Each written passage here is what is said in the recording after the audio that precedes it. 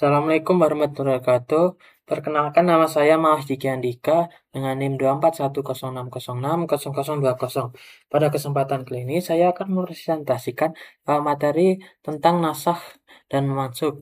Materi ini merupakan salah satu pembahasan penting dalam ulumul Quran karena berkaitan dengan perubahan dan penghapusan hukum dalam proses turunnya wahyu kepada Nabi Muhammad SAW. Terdapat dinamika wahyu dan pondasi tafsir. Al-Quran diturunkan secara bertahap, yaitu selama kurang lebih 23 tahun. Nah, proses ini merupakan metode pendidikan bagi umat manusia di mana hukum Islam berkembang secara bertahap hingga mencapai kesempurnaannya.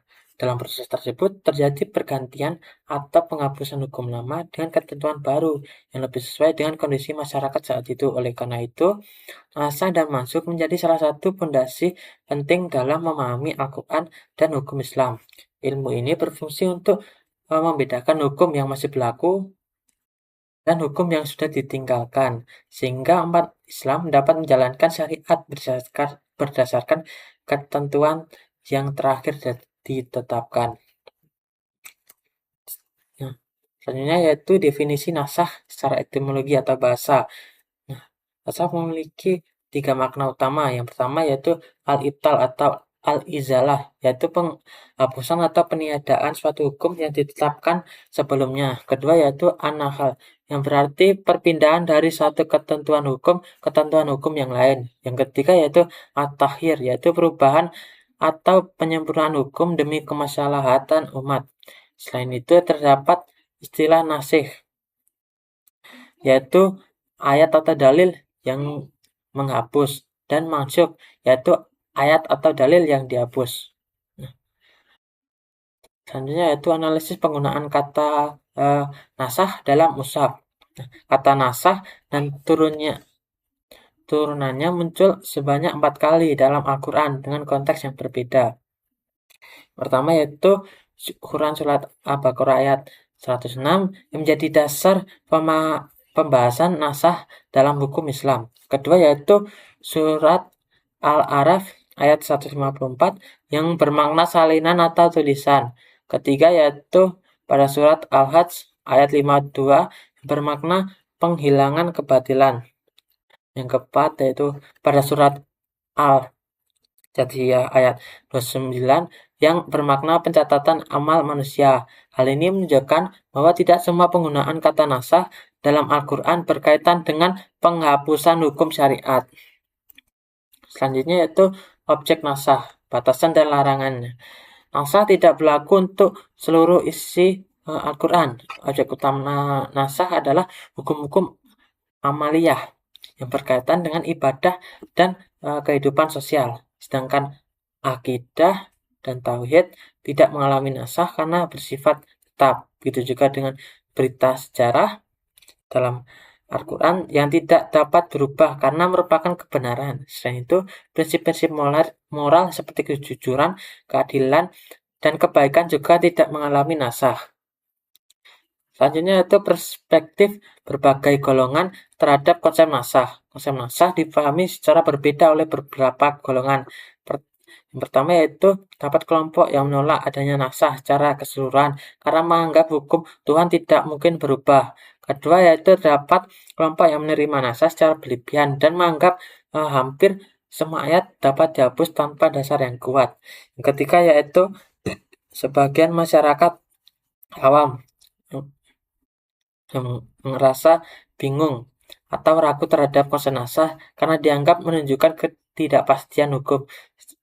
Sedangkan mayoritas ulama atau jumhur ulama mengambil posisi moderat, yaitu menerima nasakh sebagai fakta historis dan teologis, tetapi menetapkan dengan syarat dan metode ilmiah yang ketat. Terdapat jenis-jenisnya yaitu yang jenis pertama yaitu naskhul hukmi wa baqaut tilawah.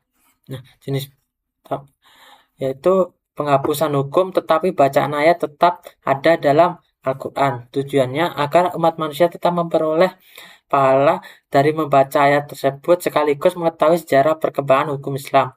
Contoh yaitu contohnya yaitu seperti kewajiban sholat malam. Pada awalnya sholat malam diwajibkan, kemudian status hukumnya berubah menjadi sunnah, tetapi ayatnya tetap terdapat dalam mushaf Al-Quran. Jenis kedua yaitu naskh tilawah wa baqaul hukmi, yaitu penghapusan bacaan ayat tetapi hukumnya tetap berlaku. Contohnya ya yang diberikan adalah hukum rajam. Menurut riwayat para sahabat dahulu terdapat ayat yang menjelaskan hukum tersebut, namun teks ayatnya tidak lagi menjadi bagian dari mushaf. Sedangkan hukumnya tetap berlaku berdasarkan hadis-hadis yang kuat. Nah, selanjutnya yaitu jenis ketiga yaitu naskul hukmi wat tilawah. Nah, yaitu penghapusan hukum sekaligus penghapusan bacaan ayatnya. Contohnya yaitu dalam persusuan mahram, yaitu ketentuan awalnya tersebut dihapus bersama dengan teks ayatnya dan digantikan dengan ketentuan yang baru. Selanjutnya yaitu filosofi dan hikmah di balik nasakh. Nah, nasakh memiliki beberapa hikmah penting. Yang pertama yaitu tahfif, yaitu memberikan keringanan hukum kepada umat. Kedua yaitu tarbiyah, yaitu mendidik manusia secara bertahap agar mampu menerima perubahan hukum. Yang ketiga yaitu sebagai ujian loyalitas dan ketaatan umat kepada Allah. Dan yang terakhir menunjukkan bahwa otoritas penetapan hukum sepenuhnya berada di tangan Allah. Nah, berikut merupakan rincian hitungan ayat mansukh. Itu perbedaan jumlah ayat yang dianggap mengalami proses penghapusan atau nasakh, yaitu berdasarkan ijtihad dan metodologi sebagai berikut. Nah, mengapa hitungannya ayat berbeda? Para ulama memiliki perbedaan pendapat mengenai jumlah ayat mansukh. Ada yang berpendapat lebih dari 200 ayat seperti Ibnu Jauzi dan Azhari. Sementara ada pula yang hanya mengakui puluhan bahkan beberapa ayat saja seperti Az-Zarqani, As-Suyuti dan Waliyullah. Nah, perbedaan ini terjadi karena adanya perbedaan definisi nasakh. Nah, perbedaan riwayat yang digunakan dan perbedaan metodologi penelitian yang dilakukan oleh para ulama. Oleh karena itu,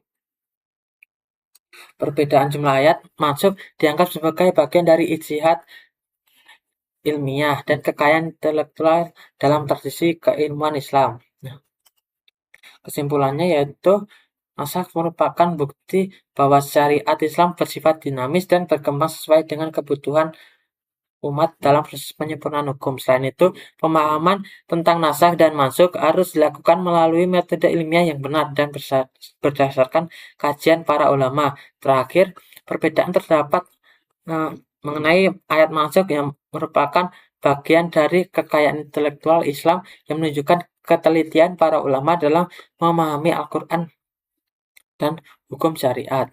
Nah, sekian presentasi yang dapat saya sampaikan. Terima kasih atas perhatiannya. Wassalamualaikum warahmatullahi wabarakatuh.